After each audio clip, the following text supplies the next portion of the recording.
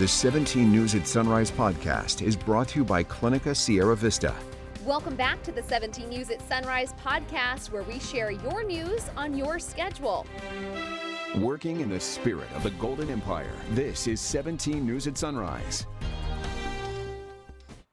Good morning, everyone. Thanks for waking up with us. I'm Maddie Jansen alongside Alex Fisher. This morning, the couple accused of killing their adopted boys will be back in court. Opening statements were made yesterday in the trial of Jacqueline and Triselle West. 17's Michaela Armstrong was in the courtroom yesterday and has more. Were Orrin and Orson West murdered, or are they simply missing? That is what the jury will be asked after Orrin and Orson West were reported missing in California City by their adoptive father, Triselle West, on December 21st of 2020. According to prosecutor Eric Smith, the answer to that question of where are the boys is proven by evidence. This is a case of murder. Ultimately, the answer to the question of where are the boys will be answered. It's that they're dead. And at the end of the case, I will ask you to return a verdict of guilty beyond a reasonable doubt as to Triselle and Jacqueline for the murders of Orrin and Orson West. The West were a family of 8 with 4 adopted children and 2 biological children. Smith told the jury that the West's primary source of income was the $4,000 total a month made from each child they adopted. Smith said the boys are dead and they didn't die at the same time. According to Smith, one of the West children said he witnessed one of the boys die and said the other later disappeared. Orson was in California City for about 4 days. At some point, Adrian heard a loud thud in the night. The day prior to hearing the thud, Orson was there. The day after the loud thud, Orson was gone, and he hasn't seen him since. And in each of the interviews with the other children who lived with the brothers, each said the boys were at the home in California City, but only for a short period of time. Defense attorney Timothy Hennessy says this is still a missing persons case, and that the West want answers as to where their children are, as any parents would. This was a tragic accident, is what the evidence will show. All right? They don't have an answer for it because it was tragic. But instead, Triselle is here on a murder charge. Hennessy said there are inconsistencies in the investigation, and that evidence will show the couple's innocence. Cal City out the gate just never thought anyone would take 2 little black boys. That's why the investigation will look the way it did. According to District Attorney Cynthia Zimmer, there have been only a few cases in Kern County where a guilty conviction has been achieved with no body found. However, Smith told the jury the evidence would prove the West are in fact guilty. Michaela Armstrong, 17 News. The trial is expected to last until June. We'll bring you complete coverage on our website, kget.com, and right here on 17 News. Leaders in Arvin are talking about opening up cannabis shops in town. No one spoke out in favor of or against the issue last night at the city council meeting, so it was quickly approved for a second hearing at a later date. However, council member Juan Murillo expressed some concern about the difficulty of keeping track of cash transactions to make sure the city gets its revenue from the shops. But the Arvin city manager says if the council approves a dispensary, the best location would be on Bear Mountain Boulevard. We've decided to recommend Bear Mountain Boulevard for the dispensary is threefold. Number one, it's a little bit easier for the public to access. Number two, the lighting is much better for people and public safety to see what's going on.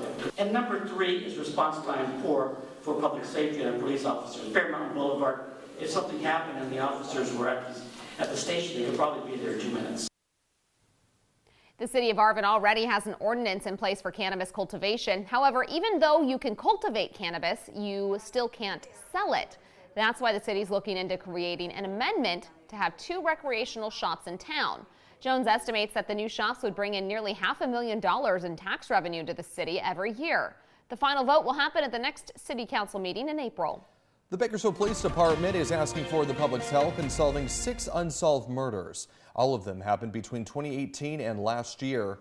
Police believe the killings are all gang-related, and they're hoping you can help bring justice to their grieving families. The person that done it get off the street, it would help, but it's still gonna hurt because he's gone at a young age. The Bakersfield Police Department has put together a video on its YouTube channel with details about each crime. You can find a link to it on our website, kget.com. Making news around the nation, the New York grand jury weighing possible criminal charges against former President Donald Trump's alleged hush money payment to adult film star Stormy Daniels will not convene today. Why the jury is no longer scheduled to meet remains unclear. The 23-member jury has been meeting Mondays, Wednesdays, and Thursdays to discuss the case, but the panel will not be discussing the Trump hush money case tomorrow either. Sources familiar with the matter noted that while the chances of an indictment this week are highly unlikely, the schedule is subject to change. One of Kern County's biggest and most storied industries is taking center stage in Washington and Sacramento this week. The House GOP, led by Bakersfield House Speaker Kevin McCarthy, took on a massive energy bill yesterday. Ultimately, state lawmakers passed the controversial piece of legislation that could result in penalties on oil refineries. 17's Maddie Gannon reports.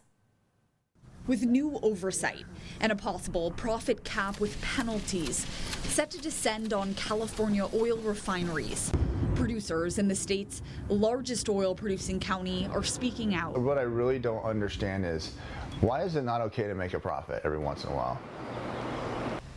Why isn't it? I mean, are we asking the same questions of Apple? Chad Hathaway owns independent oil company Hathaway LLC in Bakersfield. He explains, because this new policy specifically applies to refineries, it won't affect most California oil producers directly, but will have a big impact on the industry as a whole. I produce oil and I truck it to a refinery or a pipeline, and it goes to the refinery, and they turn around and take that barrel of oil and they make it into thousands of different things. Gasoline, diesel, and jet fuel being one of those many things. Hathaway worries the new policy could further drive refineries to move out of state or out of business and lead California to import more refined products from overseas. According to California's Energy Commission, there are about a dozen oil refinery companies in California, with 3 in Kern County. Cut down our amount of refineries in the state by half in 2 decades, and that's because it's not because the demand is gone, it's because the cost and expense to run a refinery in California is so astronomical, and they can just go somewhere else and do it. It comes as the House GOP started debate on what it's calling its #1 legislative priority, an energy bill that, among other things, eases environmental regulations and increases drilling on public lands. Meanwhile, in my home state of California, burdensome environmental laws have led to recurring blackouts and more red tape that raises costs for everything. The White House on Monday already said President Biden would veto the bill if it made it to his desk, after Biden surprised many by approving an oil drilling project in Alaska earlier this month. President Biden has paid lip service to the need of more energy production. In Sacramento, a bill that would have required homeless encampments to be at least 1,000 feet from schools, libraries, and parks will not move forward this year. Supporters say SB 31 would have provided support to people experiencing homelessness, while at the same time ensuring encampments stay away from children. Our approach to homelessness in California is clearly failing, and it's time that we tried something new. Members of the Senate Public Safety Committee rejected the proposal, saying it should be left to local governments. The city should be, therefore, sculpting the law that works for their community, since they're going to be the ones enforcing it. While the bill did not pass yesterday, the committee said it could be reconsidered at a later date. Making news around the state this morning, an update on a wild pursuit involving a stolen CHP cruiser. It ended in Lancaster when the driver jumped out of the moving vehicle. He suffered major injuries. We've since learned he did not survive. The empty cruiser coasted into a ditch and knocked down a wooden utility pole. The chase started on Interstate 5 near Castaic after the driver crashed his car. When an officer arrived to investigate, the suspect jumped in the patrol vehicle and then took off. No one else was hurt. Meanwhile, CHP continues to investigate a shooting on the Grapevine. We first brought you this story at the top of sunrise yesterday morning. Several drivers were trapped on the freeway for nearly 12 hours while all northbound lanes were shut down. Officers got word of a man shooting a truck driver after getting into an altercation on the side of the road. The truck driver's wounds are not life-threatening. Investigators say the shooter and his passenger, a woman, left the scene, and they are still on the loose this morning. House lawmakers are learning more from state and federal officials about response efforts following the train derailment in Ohio last month. It's been nearly 2 months since a Norfolk Southern train derailed, putting dangerous waste into the air and water. During a hearing yesterday, U.S. EPA officials testified before House lawmakers about the cleanup efforts, saying removing toxic waste along with the train company is their top priority. Michigan Congresswoman Debbie Dingell slammed the committee for not inviting the rail company to testify. How can we possibly get a full understanding of what happened in East Palestine and the cleanup effort that continues if the company responsible is not here? Ohio Congressman Bill Johnson says the EPA is not moving fast enough to clean up the toxic chemicals left behind. Johnson adding his railway safety legislation will help prevent this from happening again. This morning, we are learning a lot more about the horrific attack at a Nashville elementary school that left 3 students and 3 staff members dead.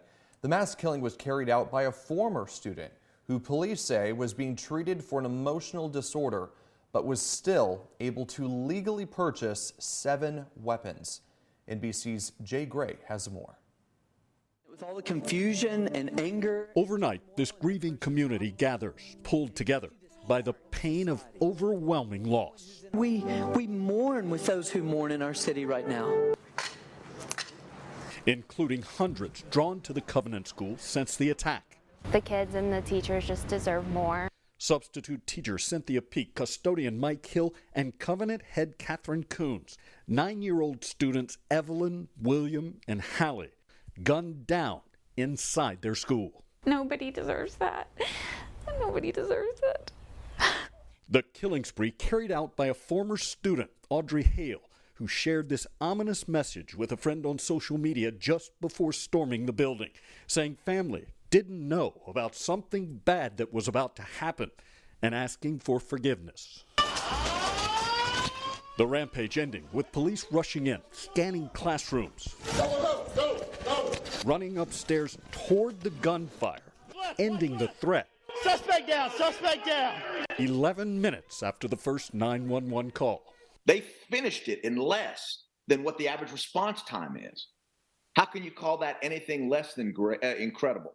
Now, investigators, like so many in this community, we feel and hear their cries, and we're always there for them. Struggling to understand what may have sparked the massacre.